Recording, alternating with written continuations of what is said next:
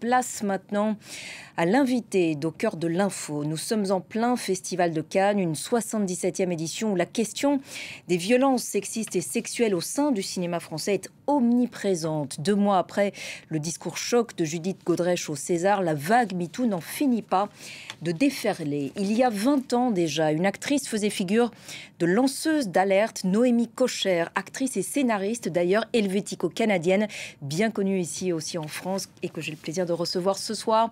Bonsoir Noémie Cocher, merci infiniment d'être avec nous ce soir sur France 24. Vous jouez d'ailleurs dans le court-métrage Moi aussi de Judith Godrèche, présenté en ouverture de la catégorie Un certain regard donc à Cannes, et vous avez co-signé cette semaine une tribune publiée dans le journal Le Monde de 147 personnalités, des femmes mais aussi quelques hommes qui demandent une loi globale pour punir les violences sexistes et sexuelles dans différents milieux. Noémie Cocher, avant de revenir sur votre histoire personnelle, tout d'abord votre réaction à tout ce qui se passe en ce moment. On assiste à une véritable seconde, même troisième vague MeToo. Enfin, vous diriez ? Oui, il y a eu un petit soubresaut en 2017, c'est venu des États-Unis. Ensuite, il y a eu un grand espoir, en tout cas pour moi, mais pas que pour moi, je sais, avec Adèle Haenel, sa prise de parole en 2019. Et puis, le soufflet est retombé. Et depuis Noël, l'affaire Depardieu, la prise de parole de Judith Godrèche, il y a effectivement quelque chose de très fort, de très beau, de très puissant qui se passe, oui. On va revenir sur votre combat à l'époque, mais vous vous sentez moins seule aujourd'hui ? Je n'imaginais pas l'ampleur du désastre. Dans le sens, je n'imaginais pas qu'on était autant. Je suis presque sidérée de découvrir le nombre de victimes. Voilà. Qu'est-ce que vous avez pensé du discours de Judith Godrèche au César qui a véritablement marqué les esprits, hein? C'était maintenant il y a 2 mois. Je le redis, hein, vous jouez d'ailleurs dans son court-métrage. Oui. On voit ici la présentation de ce court-métrage, moi aussi présenté dans la catégorie Un certain regard à Cannes. Est-ce que Judith Godrèche, à travers ce discours, a fait se cristalliser, disons, les avancées réalisées par d'autres il y a quelques années ? Je pense que c'était un discours très beau, très puissant. Poétique, bouleversant. Oui, c'était magnifique à entendre. J'espère que la standing ovation à laquelle elle a eu droit était sincère. Mais c'est sûr que si on compare la cérémonie de 2020 avec le départ fracassant d'Adèle Haenel, on se lève et on se casse. Elle aussi, elle était assez seule. Hein. Elle était très seule. C'était il y a 4 ans. Et aujourd'hui, Judith Godrèche, qui est invitée par l'Académie des Césars pour s'exprimer, je pense qu'effectivement, il y a quelque chose qui se passe, qui bouge, vraiment. Alors bien avant cela, il y a 20 ans maintenant, vous avez donc ouvert la voie parlant du harcèlement sexuel dont vous aviez fait l'objet de la part du réalisateur aujourd'hui décédé Jean-Claude Brissot dans le cadre de la préparation du film Les choses secrètes. Est-ce que vous pouvez nous raconter cette expérience qui est encore douloureuse, 20 ans après? Je vais pas vous la raconter. J'ai été victime de harcèlement sexuel.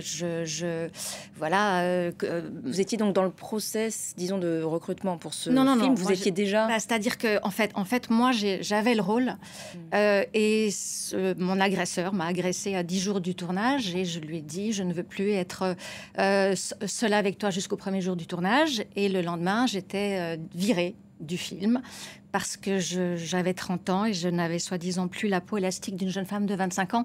Donc très clairement parce que j'avais dit non. Et c'est suite à ça, assez rapidement, j'ai découvert une autre comédienne dans ce cas et découvert en fait que c'était un système au biais d'audition pour son propre plaisir, quoi. Donc il utilisait ça, oui. On imagine la violence que ça a dû représenter à l'époque pour vous. Oui, c'est... Surtout quand on essaye de faire carrière, justement, à 30 ans. Oui.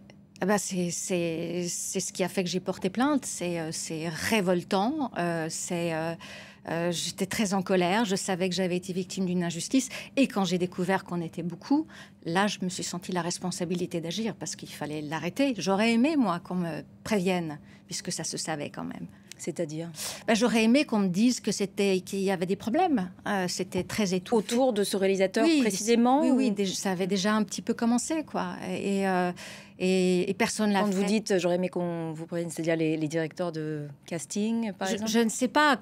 J'aurais aimé que les précédentes parlent, déjà, c'est ça. Et je me suis dit, si moi, je ne parle pas et qu'après, un jour, je découvre, par exemple, qu'il y en a une qui s'est suicidée à cause de ça, c'est pas possible. Enfin, donc, il y avait la révolte et la responsabilité, le devoir de parler pour les autres. Et de mettre fin à tout cela. Oui, absolument. Ouais. Vous avez donc porté plainte en 2001. Qu'est-ce qui, à l'époque, vous a fait sortir justement, enfin, vous a donné le courage de le faire? Parce qu'on sait que beaucoup, vous venez de le rappeler, hein, beaucoup ne l'ont pas fait avant vous. Il y avait cette colère, cette révolte. Il y a le fait d'avoir rencontré quelqu'un, une femme qui pouvait porter plainte avec moi. Je crois qu'on était aussi très épaulés par nos compagnons respectifs qui étaient extrêmement blessés à travers nous. On a porté plainte. Donc votre compagnon qui était aussi réalisateur à l'époque. Hein. Absolument, mon ex-mari. On a très vite trouvé une avocate hors pair, qui a été une des premières, je crois, à être capable d'expliquer ce que c'est le phénomène d'emprise à une cour. C'est une chose dont on ne parlait absolument pas. Il y a des violences invisibles. Hein. Le harcèlement est une violence invisible, par exemple.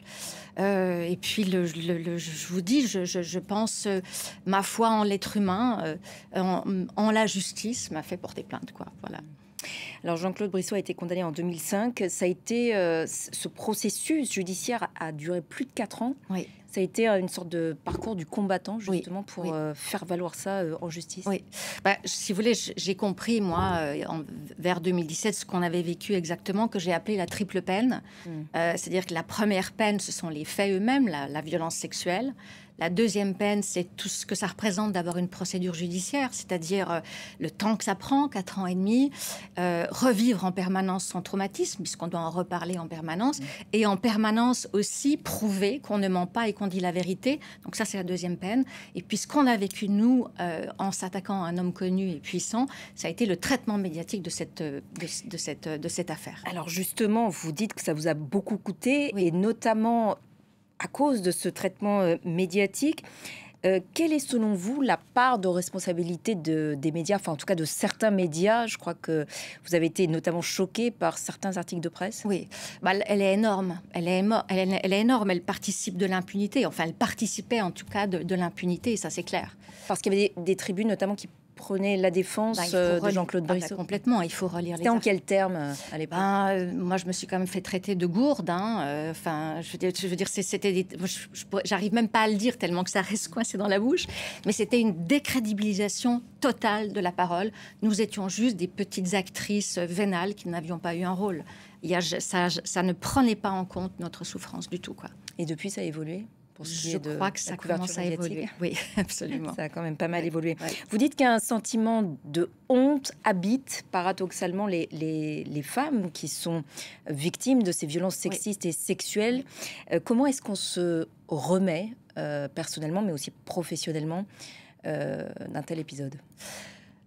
Écoutez, le parcours de la reconstruction, chacun a le sien. Le mien, je pense qu'il s'est fait, je vais parler d'actes, puisque je suis actrice, en 3 actes et peut-être un épilogue. Il y a eu le premier acte, vraiment, ça a été la procédure judiciaire, c'est-à-dire de porter plainte, de ne plus être en contact avec cet homme, parce que l'emprise, c'est quelque chose de toxique. Pendant la procédure, je suis devenue maman. Donc, je me suis réconciliée avec mon corps. Je me suis mise à écrire, à devenir scénariste. Et donc, ça a été 2 formes d'accouchement, si vous voulez. Ça, c'était le premier acte. Le second acte, si important, ça a été la condamnation de mon agresseur.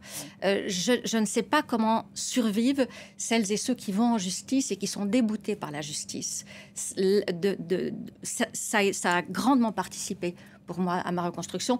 Et l'acte 3, c'est MeToo. 2017, la prise de conscience de ce qui s'est passé. Et c'est maintenant, 2024, pour la première fois, depuis plus de 20 ans, je viens vous voir et je sais que vous n'allez pas décrédibiliser ma parole, qu'on va m'écouter, qu'on va reconnaître ce que j'ai vécu, ce qui n'était pas du tout le cas avant. Après que vous ayez porté plainte en 2001, quelques mois après, si je ne me trompe pas, vous tournez avec Gérard Depardieu dans Aime ton père. Gérard Depardieu, donc visé par plusieurs plaintes pour viol et agression sexuelle. Vous avez, à l'époque, constaté des comportements déplacés de sa part, ou est-ce que vous en aviez entendu parler? Écoutez, j'ai déjà répondu à cette question à votre antenne, sur votre antenne il y a 2 ou 3 semaines. Moi, non, je n'ai été ni victime ni témoin de ces agissements. On était en 2002, on n'en parlait pas de ces choses-là. Ce que j'ai envie de dire ici, c'est que je voudrais vraiment saluer le courage énorme de Charlotte Arnoux, qui, seule, porte plainte très peu de temps après les faits. Gérard Depardieu va être jugé, donc la justice doit faire son travail. Et puis je me suis rendu compte d'une chose, quand je suis venue sur votre plateau en parler il y a 2 ou 3 semaines, j'ai parlé de la tristesse que ça provoquait en moi, et j'ai réfléchi à pourquoi. Et en fait, c'est parce que dans toutes ces affaires, il y a des dommages collatéraux énormes dont on ne parle jamais. On ne parle pas des familles, des proches, des agresseurs présumés et des victimes présumées. Et c'est ça qui générait cette tristesse, en fait, quand je pense à cette affaire. C'est les dégâts que ça fait autour des victimes présumées, des agresseurs présumés. Vous dites qu'aujourd'hui, on vous croit, vous et les autres femmes. Il y a encore... En tout cas, nous, on vous croit et beaucoup de gens vous croient. Est-ce que vous sentez toujours quand même, au sein du monde du cinéma, des freins, des sortes de résistance? Je sens de la peur. Je sens une peur énorme. Alors, de la part des femmes ou... Je sens de certaines femmes, oui, probablement. Je sens une peur, une panique. Je sens... oui, il y a une forme de révolution qui arrive. Là, il y a quelque chose de très profond. Et je pense que c'est pas que le monde du cinéma qui est agité, hein. On le voit. Oui, on va y revenir. D'ailleurs, la tribune que vous Ouais. avez co-signée dans les colonnes du journal Le Monde, c'est 147 personnalités qui appellent donc à une loi globale sur les violences sexistes et sexuelles. C'est dans tous les milieux. Ça aussi, c'est un soulagement pour vous. Il y a eu le MeToo, donc cinéma, théâtre, armée, c'est hôpital. pas un soulagement parce que encore une fois, je trouve ça terrible. Je trouve ça terrible. Le cinéma, on a longtemps vu ça parce que c'est exacerbé, c'est la pointe de l'iceberg. Les relations, les rapports de pouvoir, de précarité, d'inégalité sont sans doute plus exacerbés que dans d'autres milieux. Mais de découvrir, comme je le disais, l'ampleur du désastre, non, ça me soulage pas. C'est terrifiant. C'est terrifiant. Ouais.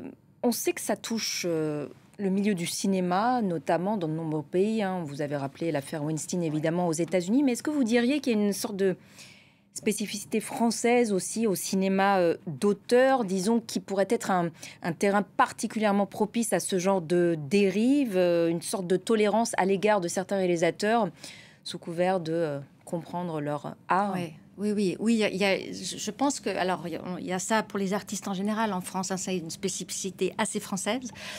Pour parler du cinéma, alors moi, j'ai été sur d'autres plateaux dans d'autres pays. C'est vrai que je sens là quelque chose change en France, hein, mais je sentais quelque chose de différent. C'est sans doute et très probablement issu de la nouvelle vague, de la toute puissance du réalisateur-auteur. Collé au culte de la transgression des années 70, tout ce qui peut faire ce qu'on appelle aujourd'hui la culture du viol. Oui, il y a quelque chose de très français. Alors, pour prévenir ces dérives sur les plateaux de tournage, désormais, il y a ce qu'on appelle les coordinateurs d'intimité. Je crois qu'il y en a encore très, très peu en France. C'est ça, il y en a 2 ou 3? Écoutez, moi, j'aimerais me former, être coordinatrice d'intimité. Il n'y a pas de formation à ce jour en France. Il y en a où alors? Donc, si je veux le faire, il faut aller en Angleterre ou aux États-Unis. Voilà. Donc, on imagine que vous appelez à ce que ça se généralise. Oui. Ouais. Et d'ailleurs, à ce sujet, la ministre de la Culture, Rachida Dati, a proposé hier la présence... elle a parlé des coordinateurs d'intimité, mais elle propose aussi la présence d'un responsable enfant sur les plateaux de tournage, obligatoire, dit-elle, dès cet été. Enfin, c'est ce qu'elle propose, sur chaque tournage employant des mineurs.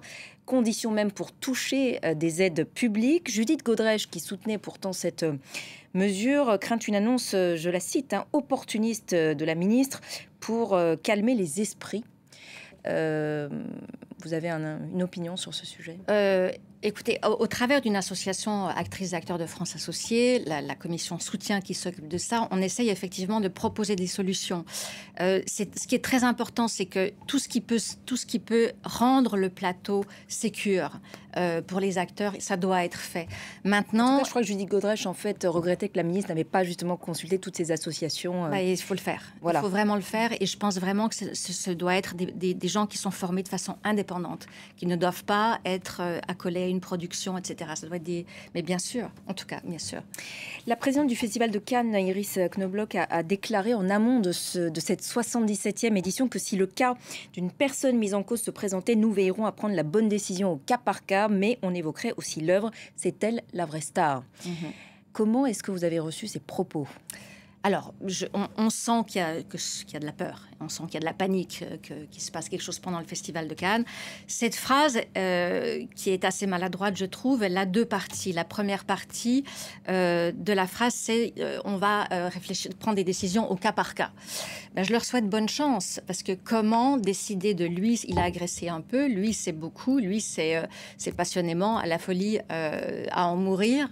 Comment décréter cette chose-là? Moi, je pense que face aux violences, il n'y a qu'une réponse, c'est stop. Donc ça, c'est pour la première partie de la phrase. La seconde partie de la phrase, elle... Distinguer l'homme de l'œuvre. Voilà, on retourne dans ce questionnement, dans ce débat. Doit-on séparer l'œuvre et l'artiste? Je pense d'abord, moi je ne peux pas séparer l'œuvre de l'artiste. Il y a des cinéastes que je n'irai plus voir, mais je pense que c'est important que chacun puisse décider pour lui-même de ce qu'il veut. Ce qui est très intéressant, c'est qu'elle dit que l'œuvre est la vraie star. Dans le mot vrai, il y a le mot vérité. Donc quoi, l'œuvre détiendrait la vérité au détriment de la parole des victimes. Je ne crois pas. Et le mot star, qui veut dire étoile en français, c'est au nom de quoi l'étoile devrait briller au détriment du droit humain et de l'humain, quoi. Donc, elle est un peu maladroite, cette phrase. On déplorait encore il y a peu que les hommes ne prennent pas ou très très peu la parole. Oui. À cet égard aussi, il y a un nouveau cap qui a été franchi ces dernières semaines. Ça tremble encore, hein. On n'y est pas encore. Hein. Ça bougeote, ça bougeote. Les hommes s'expriment très peu toujours. Alors, en ce qui concerne les hommes potentiellement victimes, ils commencent à le faire. Il y a le MeToo garçon. Il y a sans doute un tabou supplémentaire pour les hommes. Je ne sais pas. Je me demande où sont-ils. On se demande toutes et tous, ceux qui parlent, où sont-ils? En tout cas, le message passe ce soir. Votre regard sur le traitement judiciaire des plaintes? Oui. Il y a encore beaucoup de boulot aussi au niveau de la justice. Mais je pense... Alors, le problème, c'est que la justice est débordée. Donc je sais qu'il y a eu par exemple, pour le harcèlement sexuel. Alors, vous voulez que je parle de ce qu'on a fait, nous, à l'époque, peut-être pour que... Allez-y. Alors, en fait, à l'époque, nous, on partait tellement perdante que notre formidable avocate, maître Claire Doublier, a trouvé une parade pour que la plainte soit reçue. Elle a accolé l'escroquerie, le chef d'escroquerie, au harcèlement sexuel. Aujourd'hui, elle porterait plainte pour harcèlement sexuel et agression sexuelle. Mais on partait tellement perdante, des jeunes femmes contre un homme connu, des jeunes femmes tout court, le milieu du cinéma, qu'elle a trouvé ça. La loi a changé en 2012. Le phénomène de répétition était quelque chose de très important avant. Aujourd'hui, une fois suffit pour caractériser le harcèlement sexuel. Mais je crois qu'il y a quelque chose qui est venu, qui est un petit peu plus compliqué. C'est qu'on ne peut plus saisir tout de suite. Un avocat peut plus saisir le procureur avec une plainte. Il faut passer par une audition chez les policiers, etc. Donc, le changement a été...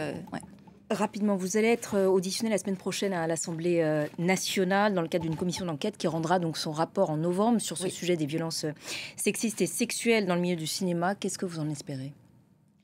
Moi, je suis sidérée d'être convoquée. Je me dis, s'il y a 20 ans, j'avais... Ça reste une bonne nouvelle. Oui, c'est une très bonne nouvelle. C'est une très bonne nouvelle, bien sûr. Et j'ai plein de choses à leur dire et à partager. Et c'est ce qu'on verra sans aucun doute à travers ce rapport. Merci beaucoup, Noémie Cochard, d'être venue nous voir ce soir sur France 24. Merci infiniment pour votre témoignage. C'est la fin de cet entretien à retrouver sur notre site internet et nos réseaux sociaux. Restez avec nous sur France 24. Prochain point complet sur l'actualité internationale dans quelques minutes.